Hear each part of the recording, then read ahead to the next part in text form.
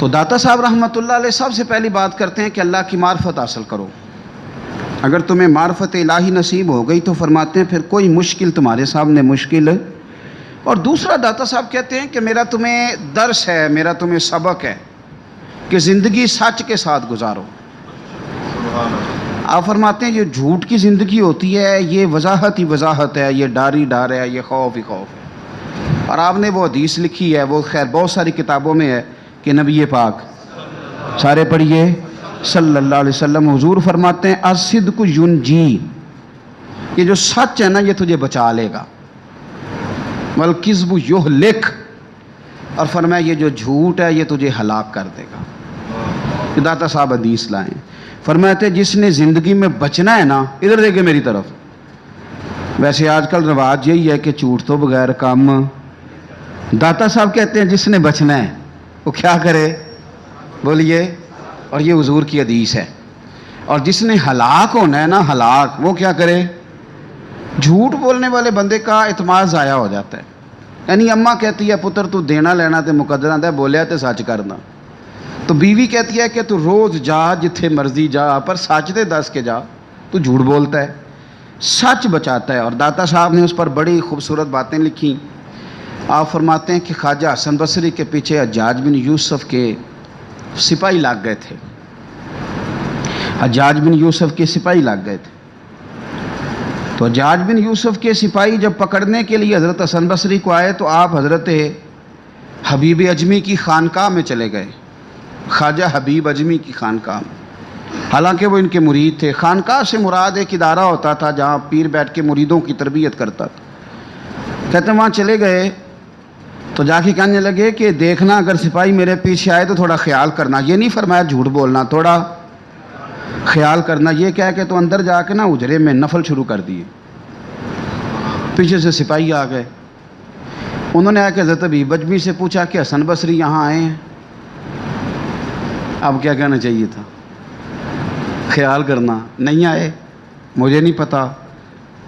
تو حضرت حبیب اجمی کہتے ہیں میں نے 1 منٹ بھی نہیں سوچا. انہوں نے کہا آئے ہیں، میں نے کہا آئے ہیں. کہا کہاں ہیں؟ کہنے لگے اندر نفل پڑھ رہے ہیں. گل سچی، 100 گلاں تے سرے تے گنڈ. بھئی اندر ہے، جا کے دیکھ لو، نفل پڑھ رہے ہیں. سپاہی اندر گئے، سارا گھوم کے واپس آ گئے. تو حضرت حبیب اجمی سے کہنے لگے بابا داڑھی چٹی، بندہ نیک، غلط بات کرتا ہے، اندر تو شے ہی کوئی نہیں. کدھر گیا حسن بصری؟ آپ فرمانے لگے بھئی جو مجھے پتہ ہے، میں اللہ کے فضل سے اس کی قسم اٹھا کے کہتا ہوں کہ میں سچ بول رہا ہوں. حسن بصری اندر ہیں، نفل پڑھ رہے ہیں. وہ کہتے ہیں پھر اندر آئے، گھوم کے واپس گئے. اجرا بھی چھوٹا لمبا کوئی نہیں. اور جا کے کہنے لگے بابا آپ کا ہمارا مذاق کوئی نہیں. اور لوگ یہ بھی کہتے ہیں کہ حبیب اجمی ہمیشہ سچ بولتا ہے، آپ کیوں غلط بات کر رہے ہیں؟ اندر تو حسن بصری ہے ہی نہیں. تو آپ فرمانے لگے دیکھو میری خانقاہ کا ایک دروازہ 2 نہیں. یہ ہو نہیں سکتا کہ ادھر سے داخل ہوا اور دوسرے دروازے سے نکل گیا. اور پھر تمہارے آنے سے چند منٹ پہلے وہ آیا اور حضرت شیخ حسن بصری اندر نفل پڑھ رہے ہیں. تم نے ماننا ہے تو اب بھی تمہاری مرضی، نہیں ماننا تب بھی تمہاری مرضی. جاؤ دیکھ لو اندر ہے. سپاہی پھر اندر گئے اور واپس آ کے کہنے لگے بابا 3 تو نے پھیرے لگوائے ہیں پر تجھ سے امید نہیں تھی. غلط بات کی. یہ کہہ کے گھوڑوں کو ایڑیاں لگائی، نکل گئے. خواجہ حسن بصری رحمۃ اللہ تعالیٰ علیہ باہر آئے اور کہنے لگے اللہ تیرا بھلا کرے، تیری کرامت کی وجہ سے، تیرے کمال کی وجہ سے. اندر آئے پر وہ مجھے دیکھ نہیں سکے. تو خواجہ حبیب اجمی کہنے لگے میرے کمال کی وجہ سے نہیں، میرے نبی کے فرمان کی وجہ سے. میرے نبی پاک کے. لکھ کون رہا ہے؟ داتا علی اجویری.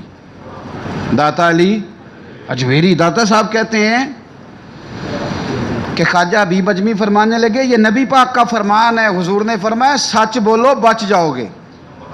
فرماتے ہیں جب وہ آئے تو میرے پاس ایک توریہ بھی تھا، جھوٹ سے بھی بچ جاتا میرے پاس تھا. میں کہہ سکتا، وہ پوچھتے کدھر ہے حسن بصری، تو میں کہہ سکتا تھا اللہ بہتر جانتا ہے. یہ بھی میں کہہ سکتا تھا اور اس میں سچ بھی تھا کہ اللہ ہی بہتر. بات غلط تو نہیں نا. لیکن کہتے ہیں پھر میں نے سوچا کہ جب نبی پاک نے کہا سچ بولو بچ جاؤ گے تو آج بول کے نہ دیکھیں. فرماتے ہیں ہم نے سچ بولا ہے، اللہ تعالیٰ نے ان کی آنکھوں پہ پردہ ہی ڈال دیا ہے. تو فرماتے ہیں داتا صاحب کہ زندگی میں سچ بولو بچ جاؤ گے.